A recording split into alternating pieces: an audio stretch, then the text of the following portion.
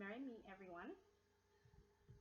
Today's video is going to be on the different tools that you use in Wicca that you would have on your altar or that you use for magical purposes or anything like that. And I'm going to show you some of the things that I actually brought with me from my altar space. So the first thing is an athame. So let me get it.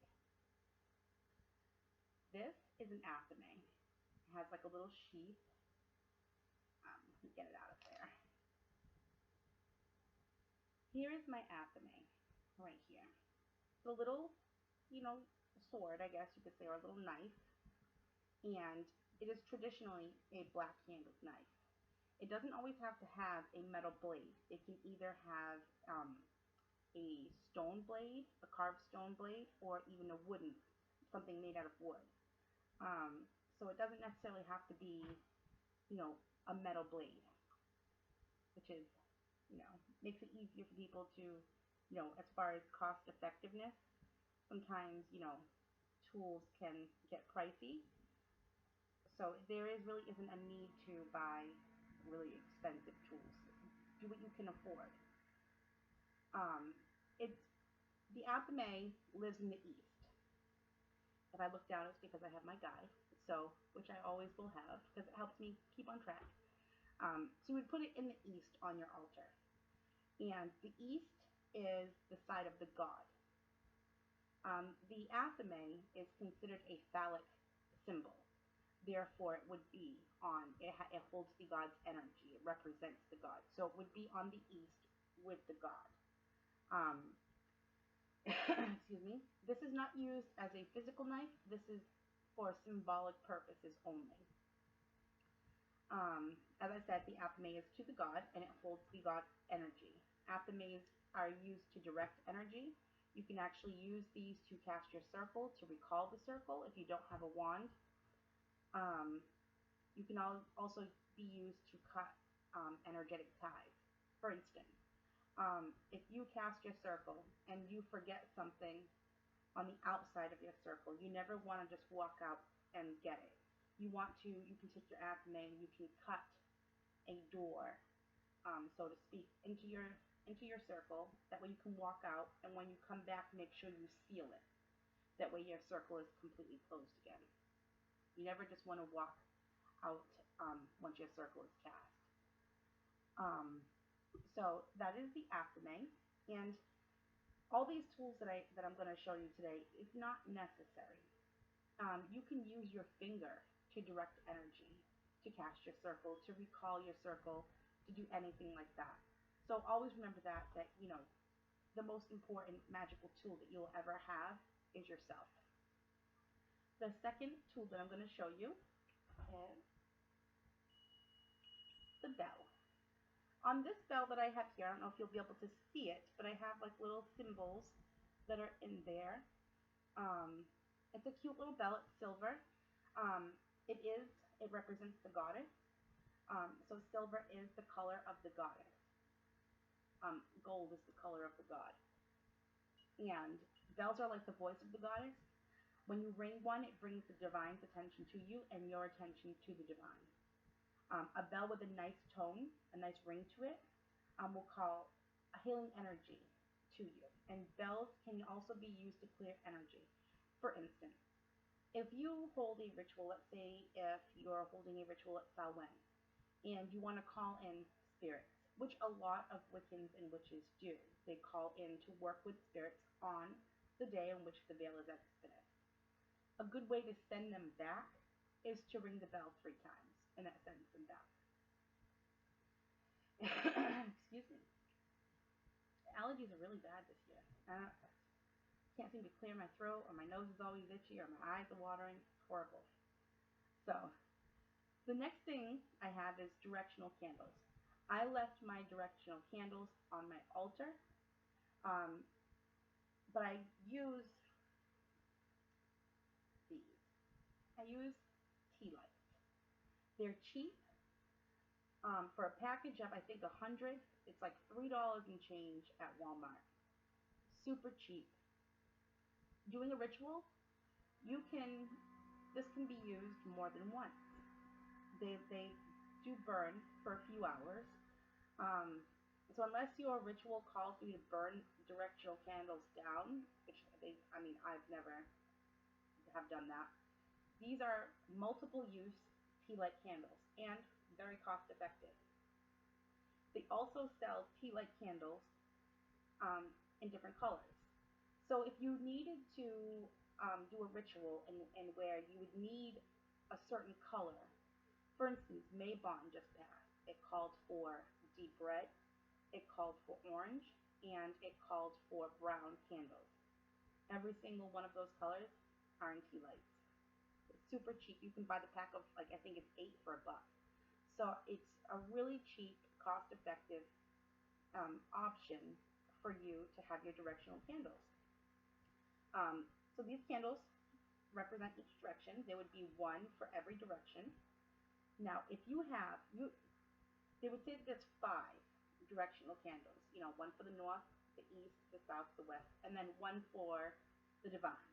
However, excuse me, I'm sorry about that.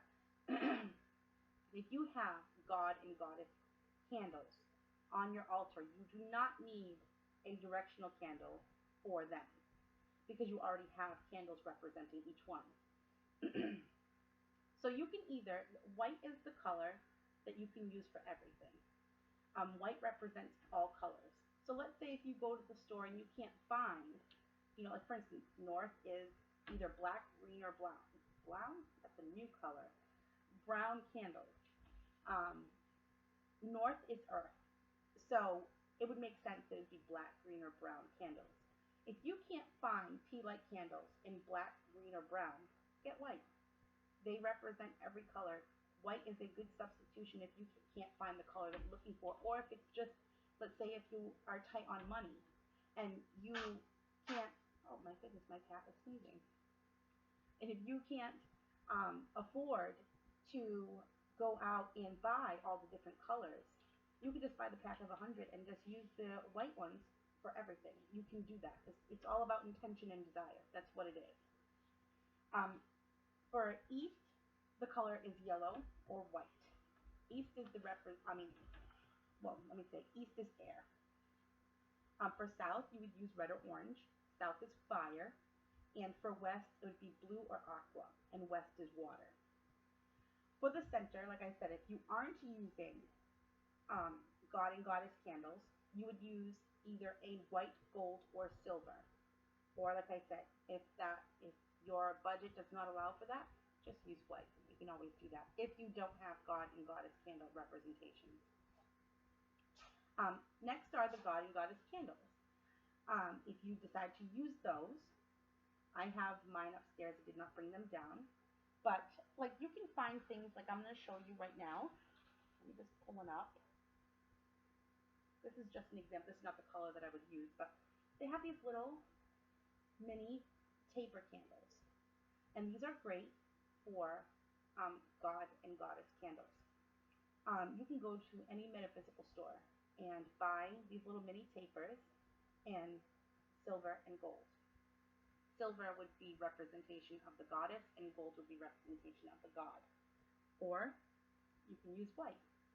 Whichever. I mean, metaphysical stores are pretty. They're really great because if you're not buying like statues or tapestries or anything like big, they're pretty cheap as far as candles and incense and things like that go.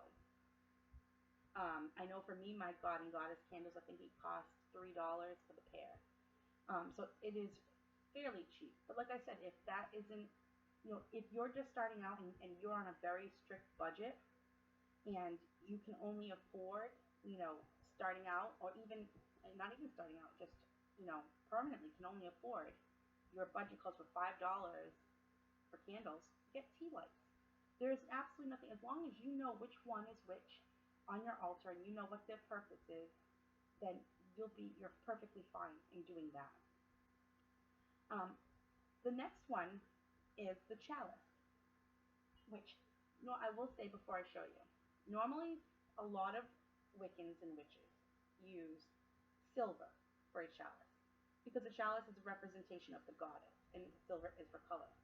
However, I had seen this at the store. It was a secondhand store, and I went in there, and it was pretty cheap, and I just liked the look of it. It had a very antique look to it, and I was immediately drawn to it, and so I bought it. And I used this for my altar.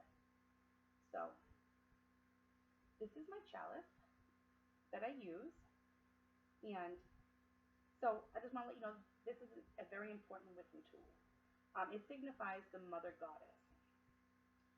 You can choose to either have a fancy bejeweled chalice if you choose, if you know you have money and it draws to you to have, a nice silver chalice with, jewels on it or engravings or whatever, or you can take a coffee mug out of your pantry and you can cleanse it.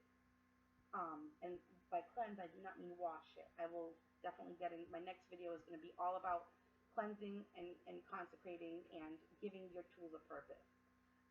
But as long as you cleanse and then that mug or that cup or that bowl is for the purpose of a chalice, and only that you can do that as well. Um, so the choice is yours on what you want to use, whether it's a fancy one or a very inexpensive one, something you already have that you don't have to spend any money on at all. um, so, like I said, many chalices are silver, and this is the color of the goddess. It does not have to be though. The chalice is placed in the west. The west side is the goddess side. So the east is the god and the west is the goddess. And when you're looking at your altar, see, I stand on my altar. The way that I have it upstairs is I have my goddess side on the left side and I have my god side on the right. So that's how I have mine set up. And then I have my stuff in the middle. I will eventually, I'll have to bring my phone upstairs or my laptop and show you all how I have my altar set up. So let's see. So the west side is the direction is water, and the chalice is used for ceremonial drinks and offering libations to the divine. So you would put your, whether it be, I know a lot of rituals call for wine. My children, they practice with me, and so I use juice instead. And we use the chalice to put the offering for the god and the goddess in the chalice. Next is deity. Images or representations of any gods and goddesses who are special to you are welcome on the altar. Statues of the gods and goddesses can actually hold vibrations of the divine. So I have my patron god and goddess is Isis and Horus. And I am particularly drawn to them. I love the Egyptian pantheon altogether, but those two I'm really connected to. And so what I have is, this is Horus, and it might be a little hard to see, but he is my little Egyptian god statue that I have on my altar, and he stays on the east side, which is the god side. So I have him, and then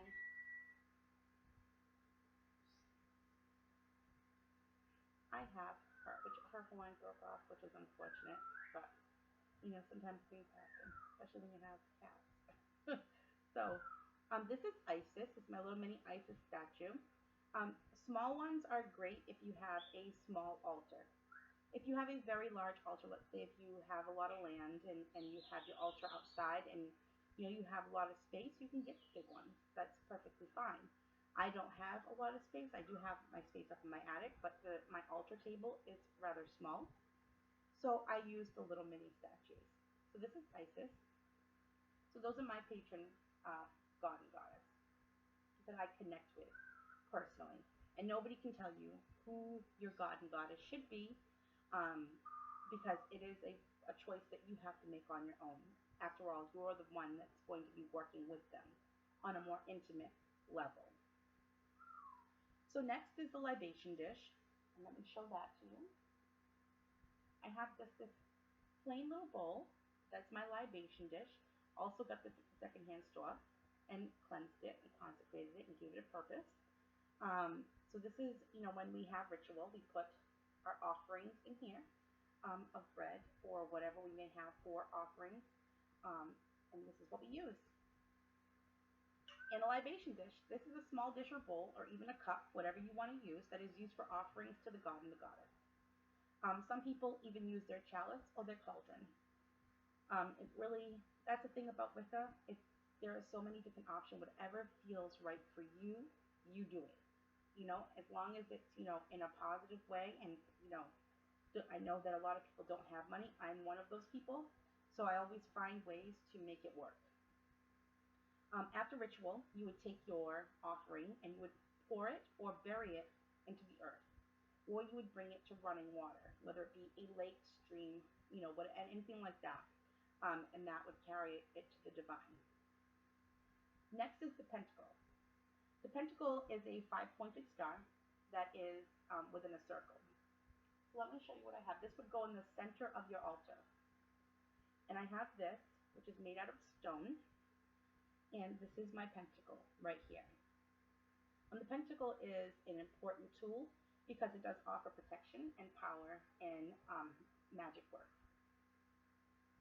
So, and ritual is exactly that. Ritual is, you're using your energy, you're casting a circle, you're working magic within that circle. Now, the next one is scent or feather. And what that is it's a representation of air. You would go to, excuse me, I can't seem to clear my throat. It would go on the east side because the east is representation of air. And a feather, and when you think of a feather, you think of flying. Perfect representation of air. So you can have that symbolism of a feather on your altar, and that would represent air, or you can have incense. I choose to have incense. I love incense. I feel like when you are doing your ritual and you're doing your work, just being able to smell that and it filling the circle, it brings me to a whole, another level of work. So I'm going to show you the different kinds of incense that you can have. The first one is, let me just grab it. We have dragon's blood cones. And what these are is cute little nifty things, which mind you can get these at Walmart for, I think it's like $1. And it has 40 incense cones for $1. Let me just show you.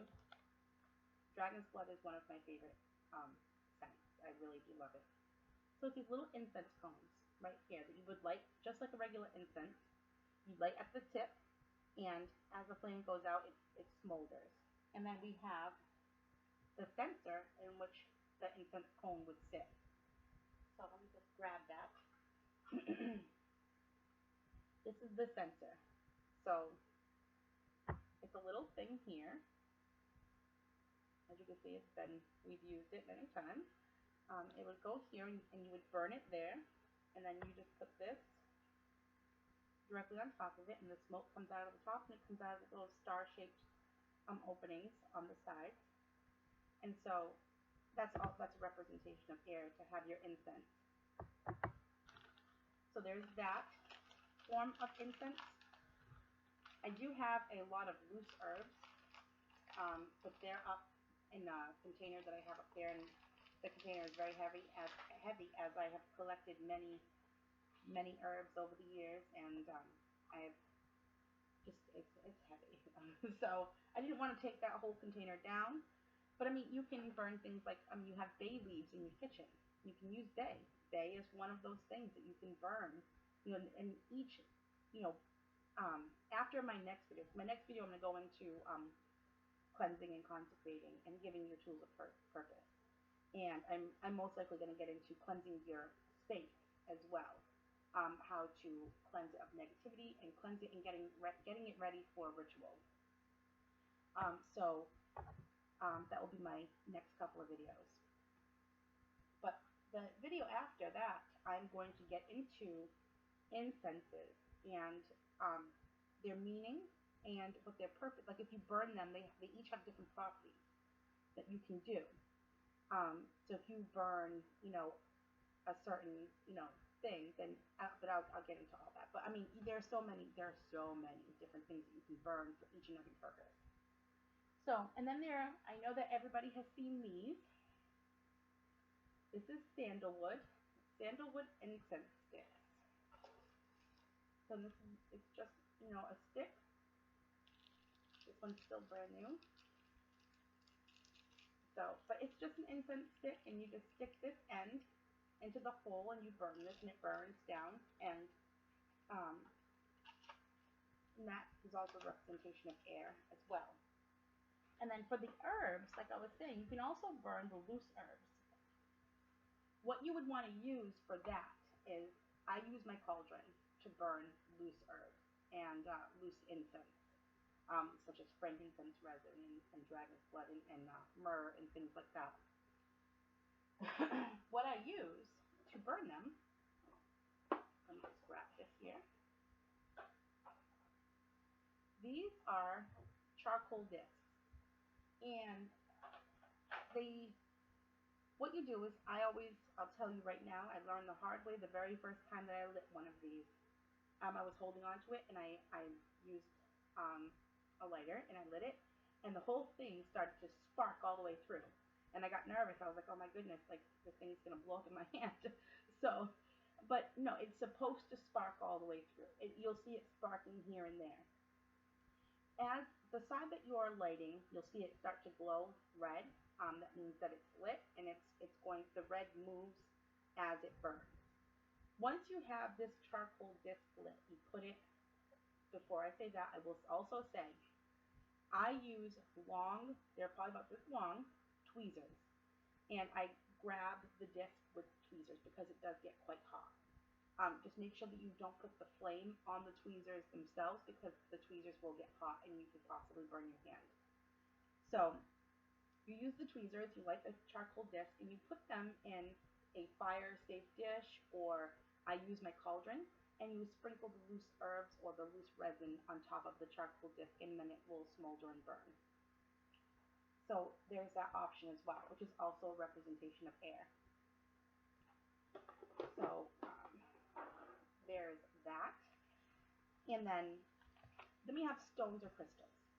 I have my stones and crystals upstairs. I have them stored. I have them the way that I really didn't want to bring them downstairs.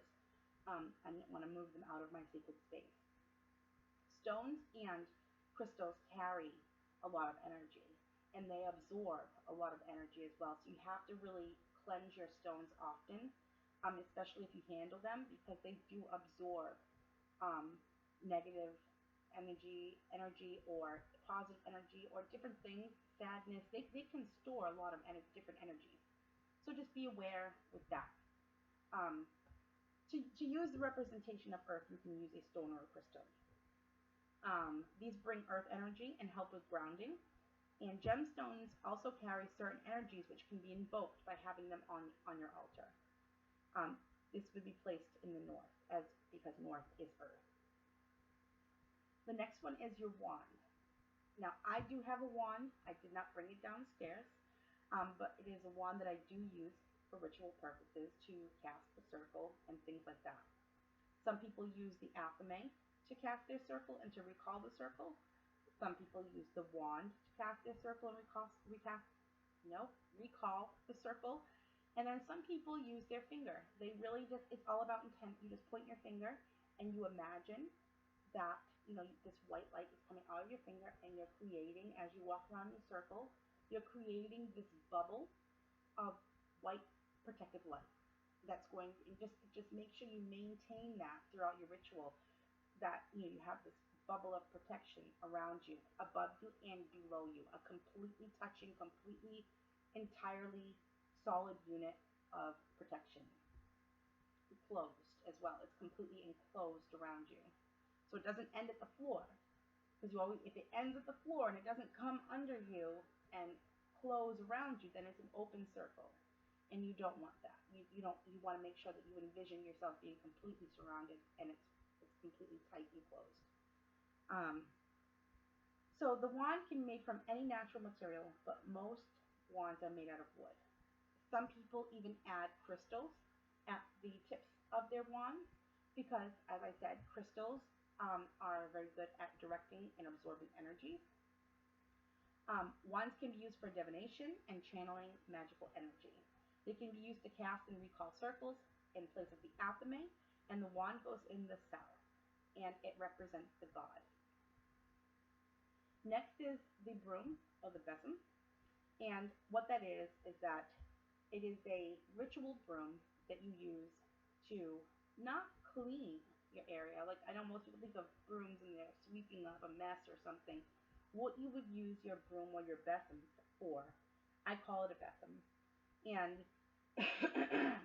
excuse me, what you would use that for is you would take your besom and you'd walk around your circle and you would sweep out the negative energy.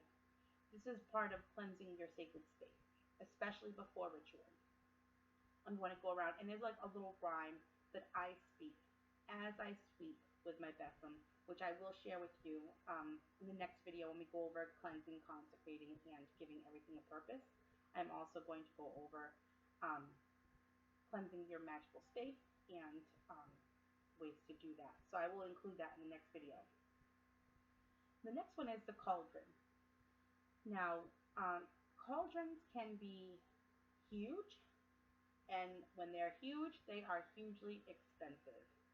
Unless you go to a flea market and you happen to meet somebody who has this cauldron who doesn't know what he has and he sells it to you for 20 bucks. Boy, take it if you see it because, they are very expensive. Um, Cauldrons are traditionally cast iron. A cauldron is like a three-legged pot and a three-legged cooking pot, and the sizes range from huge to tiny. They do have little mini cauldrons. They're this big, and they have like a little handle that comes up, and it's good for burning incense. Incense cones. If you can even buy the mini charcoal discs like I showed you. I have also bigger charcoal discs that I use, but those are one of the small charcoal discs that I showed you.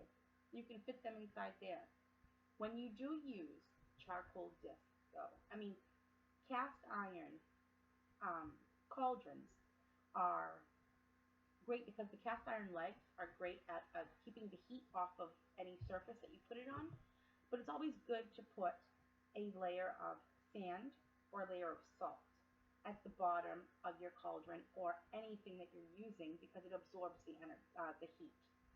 And so, um, but this is great for burning incense and herbs, and it's placed in the center of your altar. So I will show you the cauldron that I have. It's not huge, it's not tiny, and I actually got this cauldron. It was actually given to me by a good friend before she moved away. So let me just grab this real quick.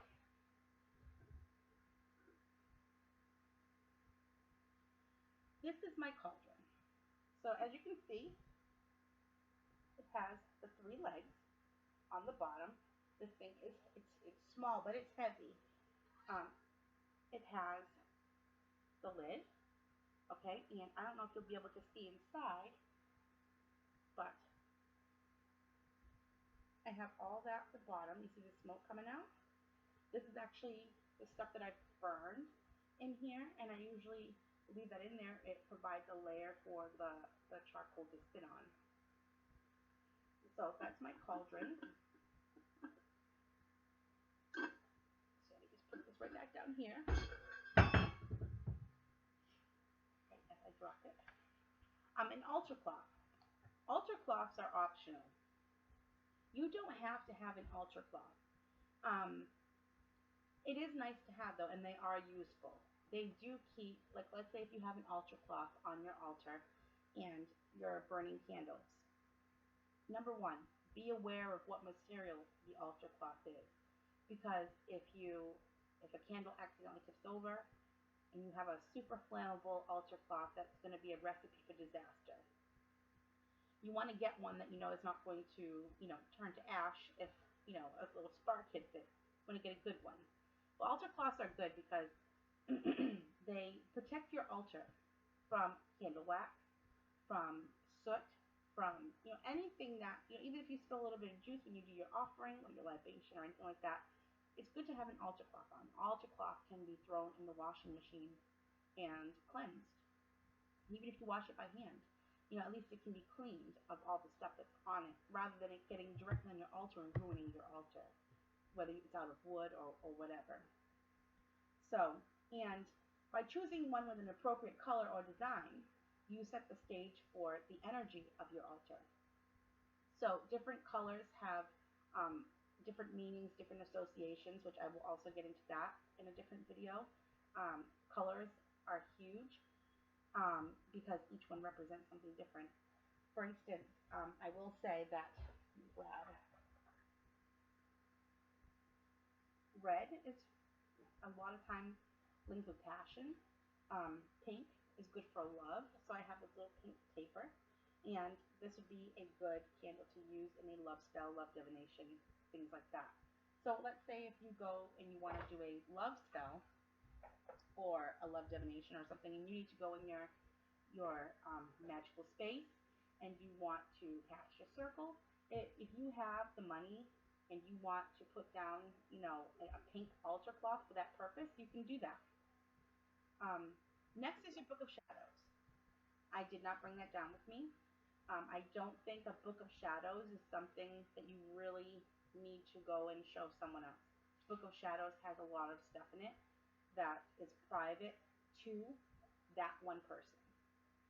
Unless you're practicing in the coven, then a Book of Shadows a lot of time is, shared. If you have a Book of Shadows, it should be kept on your altar. That's where it should be.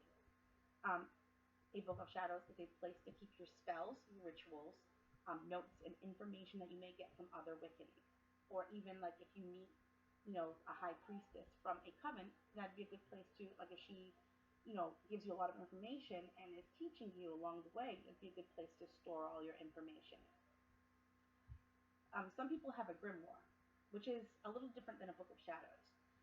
You can use your grimoire for things like, let's say you have your Book of Shadows for your rituals and your spells and things like that. You can use your grimoire to keep track of your dreams.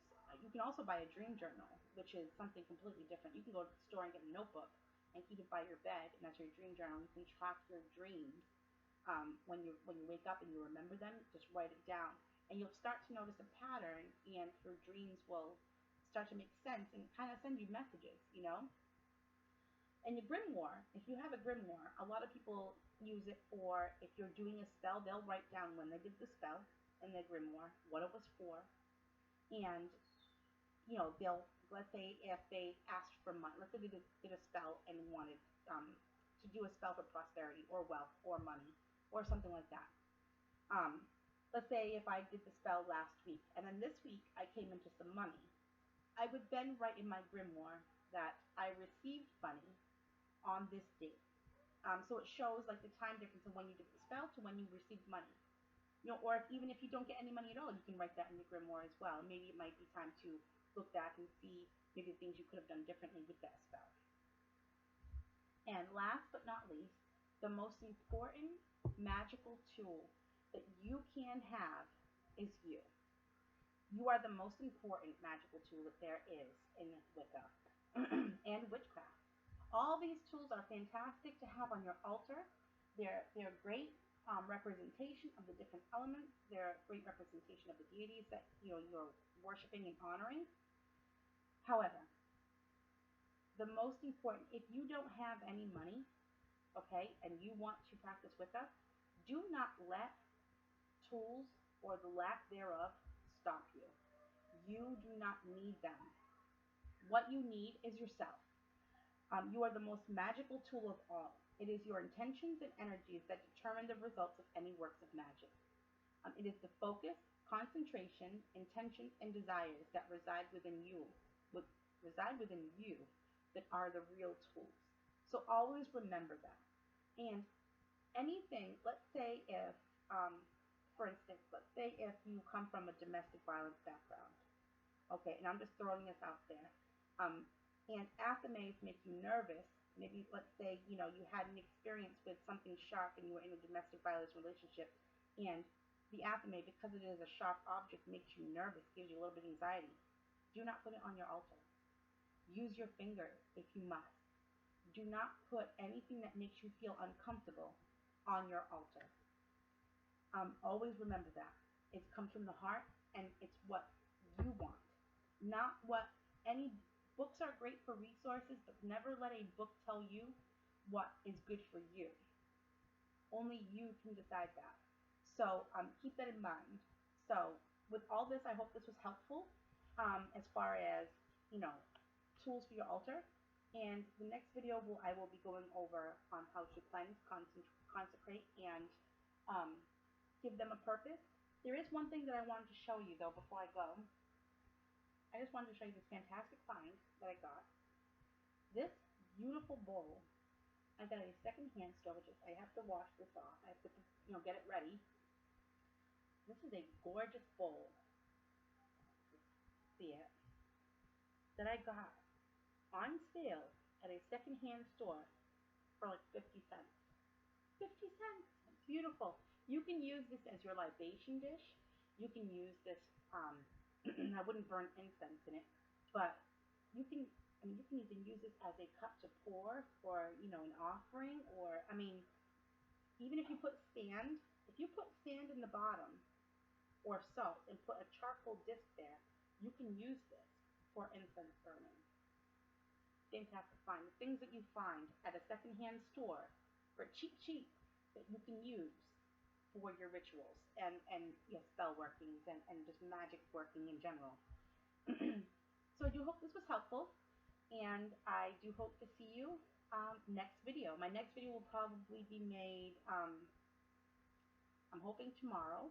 I will let everybody know. I'll put it out there. But so I am just, I will talk to you guys later. Blessed be.